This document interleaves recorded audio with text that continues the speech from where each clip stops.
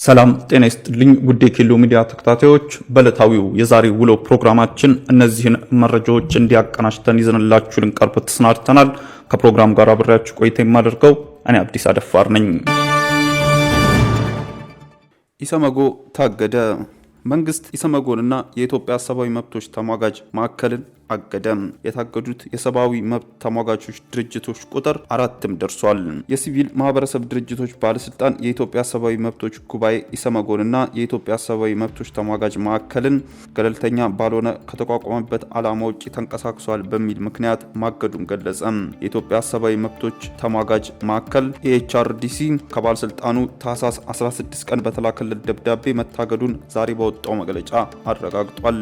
ማዕከሉ ለመታገድ የተሰጠው ምክንያት ባለስልጣኑ ድርጅቱ ከተቋቋመበት ዓላማ ውጪ መንቀሳቀስ፣ ገለልተኛ አለመሆን፣ ግልጽ የሆነ አደረጃጀት መዋቅር የሌለው መሆኑ በተደረገ ክትትልና ግምገማ ተረጋግጧል የሚል መሆኑን አስታውቋል። ድርጅቱ በባለስልጣኑ አደረኩት ባለው ምርመራ ስለመከናወኑ እንደማያውቅና በሕግ ደብዳቤው የተጠቀሱት ውንጀላ ማዕከሉን የማይመለከቱ እንደሆኑ በመግለጫው ገልጿል። የሰብአዊ መብት ተሟጋቾች ድርጅት ዛሬ ባወጣው መግለጫ ስራዎቹን በፍጹም ገለልተኝነት፣ ኃላፊነት በተሞላበት ጥንቃቄና የድርጅቶቹን መርሆች በተከተለ መልኩ ብቻ ሲያከናውን መቆየቱን ገልጿል። በተጨማሪም ድርጅቱ ግልጽ የአደረጃጀት መዋቅር ኖሮት ለዓመታት በርካታ ስራዎችን እየሰራ ያለ መሆኑን እየታወቀ ከባለስልጣኑ ግልጽ የሆነ የአደረጃጀት መዋቅር የሌለው በሚል የተሰጠው አስተያየት ግልጽ ባለመሆኑ ለባለስልጣን መስሪያ ቤቱ ባቀረብነው የማብራሪያ መጠየቂያ ደብዳቤ ላይ መግለጻችንን ለማሳወቅ እንወዳለን ብሏል። የኢትዮጵያ ሰብአዊ መብቶች ተሟጋቾች ማዕከል በተጨማሪም የኢትዮጵያ ሰብአዊ መብቶች ጉባኤ ኢሰመጉም በሲቪል ማህበረሰብ ድርጅቶች ባለስልጣናት መታገዱንም የሀገር ውስጥ መገናኛ ብዙሃን ዘግበዋል። ኢሰመጉ ከተቋቋመለት ዓላማ ውጪ ፖለቲካዊ እንቅስቃሴ ያደርጋል በሚል ባለስልጣኑ መታገዱን ገልጿል።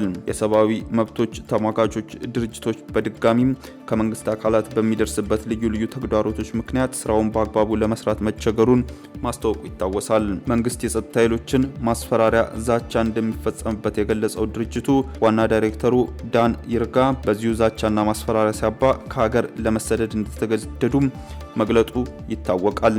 በቅርቡ የመብቶችና ዲሞክራሲ እድገት ማዕከልን እና የህግ ባለሙያዎች ለሰብአዊ መብቶች የተሰኙ የሲቪል ማህበረሰብ ድርጅቶችን በድጋሚ በሲቪል ማህበረሰብ ድርጅቶች ባለስልጣኑ መታገዱ ይታወቃል።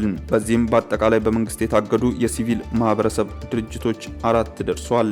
ካርድ በድጋሚ ለመታገድ ያደረሰው ምክንያት ቀደም ሲል ተጥሎ የነበረው እገዳ ሲነሳ የተገለጸለትን የእርምት እርምጃዎች ባለመውሰድ እንዲሁም ለተሰጠው ማስጠንቀቂያ ትኩረት ባለመስጠት በሚል መሆኑን አዲስ ስታንዳርድ ዘግቧል። በተመሳሳይ መልኩ ባለስልጣኑ ስብስብ ለሰብአዊ መብቶች ኢትዮጵያ ኤችአርኢ ላይ ጥሎ የነበረውን እግድ ማንሳቱም ይታወሳል።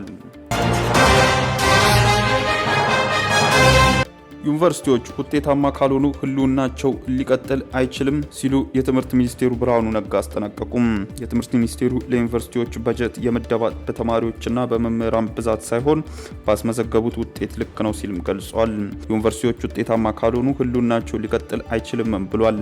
ዝቅተኛ አፈጻጸም ያስመዘገቡ እኩል በጀት የሚመደብበት አሰራር ይቀራል ሲሉም የገለጹት ሚኒስትሩ ፕሮፌሰር ብርሃኑ ነጋ ዩኒቨርሲቲዎቹ ውጤታማ ካልሆኑ ወደ ቴክኒክ ማሰልጠኛነት ቀየሩበት ሁኔታ ይኖራልም ሲሉ አሳስበዋል።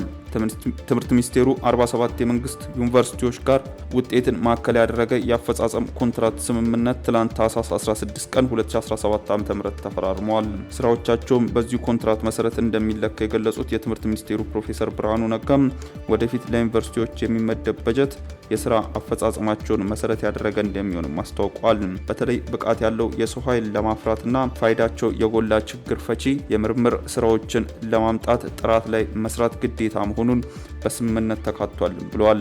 ስምምነቱ የከፍተኛ የትምህርት ተቋማትን ትክክለኛ መንገድ የሚሰሩና ተጠያቂነት ያለባቸው እንዲሆኑም የሚያስችል መሆኑንም ገልጿል። ዩኒቨርሲቲዎች የተጣለባቸው ኃላፊነት በብቃትና በጥራት እንዲፈጽሙም በተለይ ሙስናን ማጥፋት ግዴታ መሆኑንም አንስተዋል። ውድ ተመልካቾቻችን በዕለታዊው የዛሬ ውሎ ፕሮግራማችን ይዘንላችሁ የቀረብናቸው ዋና ዋና መረጃዎች እነዚህ ነበሩ። ከፕሮግራም ጋር አብሬያችሁ ቆይታ ያደረኩት እኔ አብዲስ አደፋር ነበርኩ። ከሌሎች የኬሎ ሚዲያ ፕሮግራሞች ጋር መልካም ቆይታም